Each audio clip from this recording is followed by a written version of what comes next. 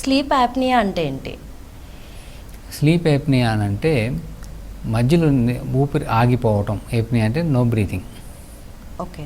అయితే దీనికి బ్రీతింగ్ దానికి డెఫినేషన్ ప్రకారం అంటే వాళ్ళు బ్రీతింగ్ పూర్తిగా ఆగిపోవడం కానీ మామూలుగా ఉండాల్సిన దానికన్నా 50% కంటే ఎక్కువ తగ్గిపోయినా కానీ దాన్ని ఇండెక్స్గా తీసుకొని ఆ ఇండెక్స్ని వాళ్ళు క్యాలిక్యులేట్ చేస్తారు గంటకి ఎన్ని ఉన్నాయని.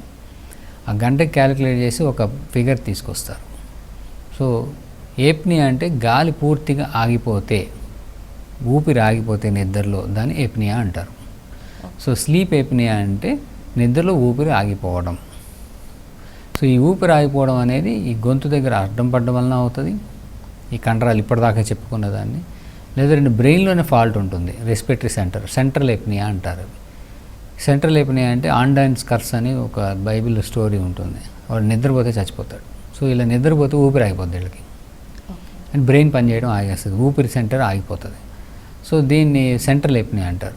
కొంతమందిలో బోత్ అబ్స్ట్రక్టివ్ అండ్ సెంట్రల్ రెండు కలిసి ఉంటాయి. సో దీన్ని బట్టి వాళ్ళు దాని పరిస్థితిని బట్టి వాళ్ళకి ట్రీట్ చేయాల్సి ఉంటుంది.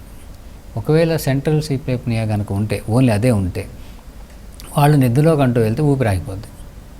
సో అప్పుడు ఏం చేస్తారంటే కంటిన్యూ మెషిన్ డైరెక్ట్గా ఇచ్చేటట్టు వాళ్ళు నిద్రలో ఉంటే అది ఊపిరి రాకుండా అది ఆటోమేటిక్గా అదే ఇనిషియేట్ చేసి అదే మొత్తం. అదే మనము అబ్స్ట్రక్టివ్లో ఉంటే మనమే బ్రీత్ చేయడం స్టార్ట్ చేస్తాము, ఓన్లీ ప్రెషర్ ఇస్తుంది అంతే మెషిన్.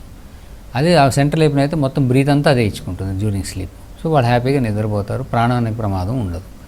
సో ఈ డిఫరెంట్ కండిషన్స్ వాటి వచ్చే దాన్ని బట్టి చూస్తాం. అంటే ఏప్నియా అంటే ఏంటంటే ఊపిరి ఆగటాన్ని లాటిన్ ఫారిన్ మెడికల్ లాంగ్వేజ్లో దాన్ని ఏప్నియా అంటారు. సో ఇది ఉందా లేదా మనం చూసుకొని ఇండెక్స్ తీసుకొని సీరియస్నెస్ని బట్టి ట్రీట్ చేసుకోవాలి.